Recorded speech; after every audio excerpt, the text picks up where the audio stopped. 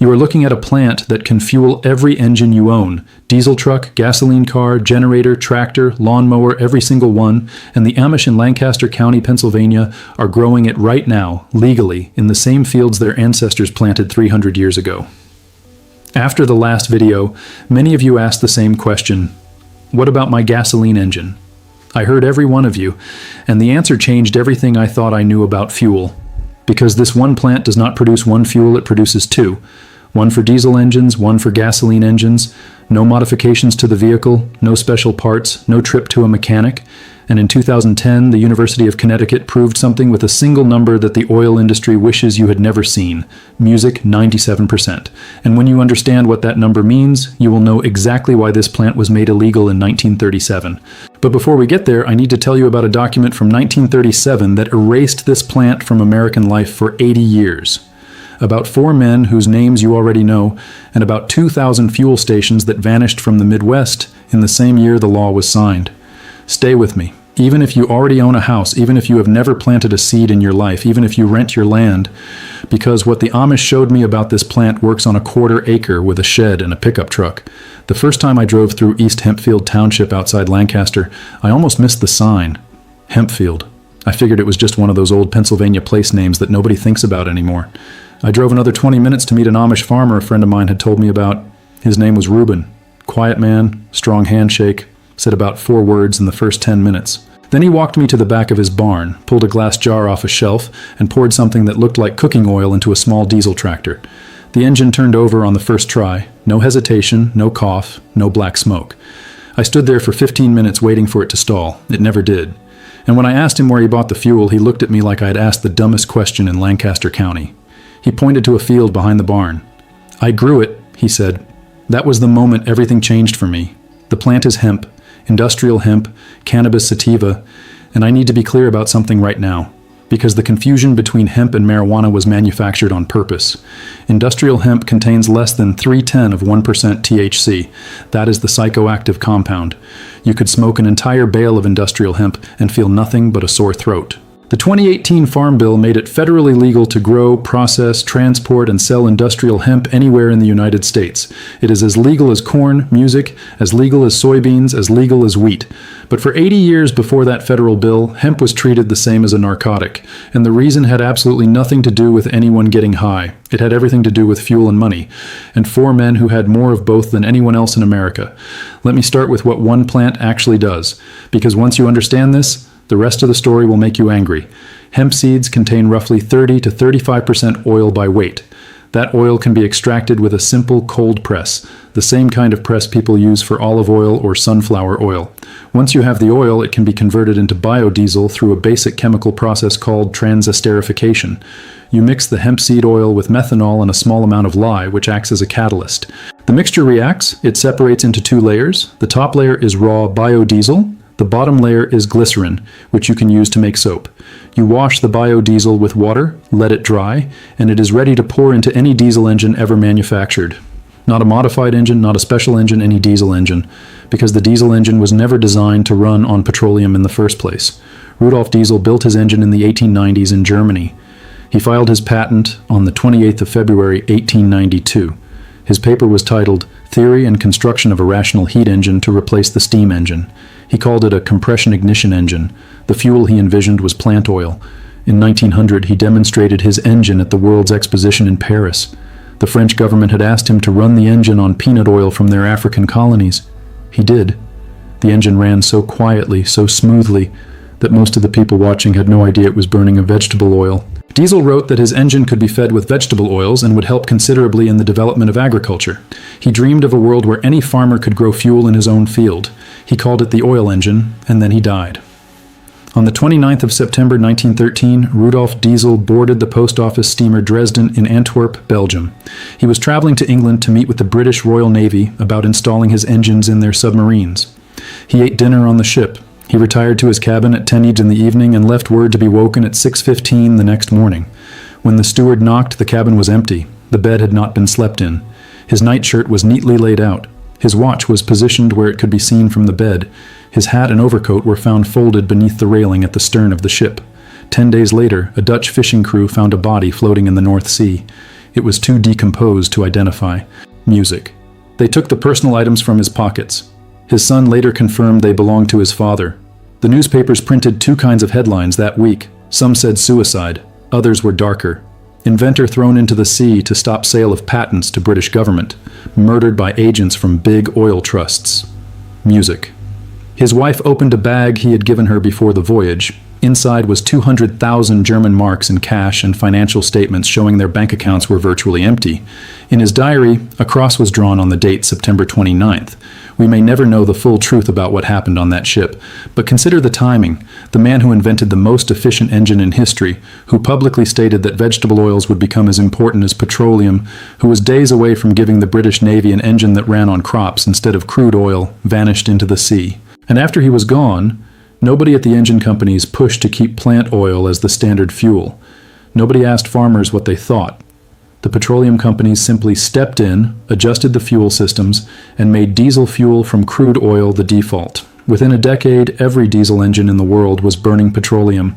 The engine designed to free farmers became the machine that chained them to an oil company, and nobody stopped to ask why. Because the man who would have asked was at the bottom of the English Channel. Now, many of you asked specifically about gasoline engines, your car, your lawnmower, your chainsaw. This is where the second fuel comes in. And this is the part that connects directly to what Henry Ford was trying to tell us almost a century ago. After you harvest hemp seeds for oil, you still have the entire stock, thousands of pounds per acre of woody fibrous material. That stock is rich in cellulose. Through a process called cellulolysis, the cellulose is broken down into simple sugars. Those sugars are fermented. The fermentation produces ethanol, the same type of alcohol that is already blended into the gasoline you buy at the pump right now. Every gallon of regular gas in America contains up to 10% ethanol. That blend is called E10. The only difference is that the ethanol at the station comes from corn. The ethanol from hemp comes from the stalks of a plant that also gave you biodiesel from its seeds. One plant, two fuels, two types of engines, zero waste. Henry Ford understood this before almost anyone in the country. Music. In 1908, his Model T was designed to run on gasoline, ethanol, or any combination of both. Ford told the New York Times in 1925 that the fuel of the future was going to come from fruit, from weeds, from sawdust, from almost anything. Music. He said there is fuel in every bit of vegetable matter that can be fermented and enough alcohol in 1 year's yield of an acre of potatoes to drive the machinery necessary to cultivate music, the fields for 100 years. By the 1930s, Ford was hosting conferences in Dearborn, Michigan about a movement called farm commergy. Music. The word comes from chemistry and the Greek word for work. The idea was radical and simple. Let farmers' music grow the raw materials for industry instead of importing everything from petroleum. Ford put his own money behind it. At his Iron Mountain facility in Michigan, he operated a biomass conversion plant that processed hemp along with other crops. The plant extracted methanol, charcoal fuel, tar, pitch, and ethyl acetate, all fundamental ingredients for modern industry, all from plants that grew in a single season. In August 1941, Ford unveiled a prototype car with body panels made from hemp, soy, wheat, straw, and flax bound together with resin. Popular Mechanics featured it. The New York Times reported on it. The panels were lighter than fiberglass. Ford demonstrated the strength on camera by swinging an axe into the trunk lid. The axe bounced back. The panel did not dent. The car was designed to run on hemp ethanol. Ford brought George Washington Carver himself to help with the development. He envisioned a vehicle grown entirely from the soil and powered by the same soil. He was 77 years old and swinging an axe at a car he believed would change the world. But by 1941, it was already too late. Something had happened 4 years earlier that buried this knowledge for 80 years. 4 music years. That is all it took to erase a plant that had been American for 2 centuries. In 1937, the Marijuana Tax Act was signed into law. Notice the spelling, marijuana with an H, music. That was a deliberate choice. The word was Mexican slang, and Harry Anslinger, the first commissioner of the Federal Bureau of Narcotics, used it because most Americans had never heard it. If he had called the plant cannabis, every doctor in the country would have recognized it. If he had called it hemp, music every farmer would have by calling it marijuana, he severed the connection between a useful crop and the law designed to kill it. Before taking the narcotics job, Anslinger had publicly stated there was no greater absurd fallacy than the idea that cannabis caused violence. He did not believe it was a problem. But Prohibition ended in 1933, and the Department of Prohibition he oversaw was about to disappear. He needed a new enemy. Cannabis became that enemy. And he had friends who needed it gone for entirely different reasons. William Randolph Hearst owned newspaper chains, timberland, and paper mills across the country. Hemp produced paper cheaper and faster than wood pulp. It was a direct threat to his business. The DuPont family had just patented nylon and a new chemical process for making paper from wood. Hemp fiber competed with nylon. Hemp paper competed with the wood pulp process. Andrew Mellon, the Secretary of the Treasury and the wealthiest man in America, had invested heavily in DuPont. Mellon was also Harry Anslinger's father-in-law. He had personally appointed Anslinger to the narcotics position. And then there was Standard Oil, the Rockefeller empire built on petroleum. Hemp oil as fuel threatened the foundation of everything they sold. These men did not need to conspire in darkness. They had newspapers. They had Congress. They had the Bureau of Narcotics. Hearst's papers ran front-page stories connecting marijuana to violence, to crime, to racial fear. Anslinger testified before Congress with cases that had no medical evidence behind them. The American Medical Association sent Dr. William Woodward to oppose the act. He told Congress the claims were not supported by science. His testimony was dismissed. After hearings that got almost no public attention, the act passed on the 2nd of August, 1937. Here's the detail that makes 1937 the most important year in the history of American energy, and almost nobody knows it. That same year, a fuel called Agrol was selling at 2,000 service stations across the American Midwest. 2,000 stations from Indiana to South Dakota. Agrol was an ethanol gasoline blend made at a plant in Atchison, Kansas, backed by the same Chemergy movement Ford had championed. Two blends were available. Agrol 5 had 5 to 7% alcohol. Agrol 10 had 12 and 1.2 to 17 and 1.2% alcohol. The plant had been financed by the Chemical Foundation and opened in 1936. By 1937, motorists across the heartland were filling up with it. The brochure said, "Try a tankful, you will be thankful." The fuel worked. It sold. Customers came back, and then the managers of the Atchison plant started reporting something they could not ignore. Sabotage, market manipulation, vicious infighting from the petroleum industry. Agrol sold for 17 cents a gallon. Leaded gasoline sold for 16. A penny difference. The oil industry lobbied against every tax, music incentive bill that could have closed that gap. The American Petroleum Institute publicly attacked ethanol as inferior fuel. Between 1933 and 1939, petroleum interests killed 19 federal bills and 31 state bills aimed at supporting alcohol fuel blending. The American Petroleum Institute's own spokesman, Conger Reynolds, mocked the movement publicly, calling its supporters dream chemists and armchair farmers. By 1939, the Atchison Agrol plant closed its doors. 2,000 stations vanished from the map. An entire fuel infrastructure built by farmers, for farmers, erased in under 3 years. The only commercial plant fuel network in America was dead, destroyed in the same 24-month window that the Marijuana Tax Act killed hemp. Same war, same years, different weapons, same winners. But one community never stopped growing, and they never needed a single one of those stations. The Amish settled Lancaster County in the early 1700s. The first permanent settlers began planting hemp around 1710. By the 1720s, the Pennsylvania General Assembly was paying bounties for every pound of hemp produced fit for market. So much hemp was harvested that when Lancaster County was officially formed in 1729, an entire township was named Hempfield because of the vast quantities of hemp raised there. In 1818, that township was divided into East Hempfield and West Hempfield. Both names survive today on every road sign and county map. Historian Les Stark documented more than 100 water-powered mills that processed hemp fiber along Lancaster County waterways before 1870. The Ephrata Cloisters grew hemp. Susanna Wright grew it at Wright's Ferry Mansion. Edward Hand grew it at Rockford Plantation. The crop was woven into ropes, into canvas, into lamp oil, into paper. The word canvas itself comes from cannabis.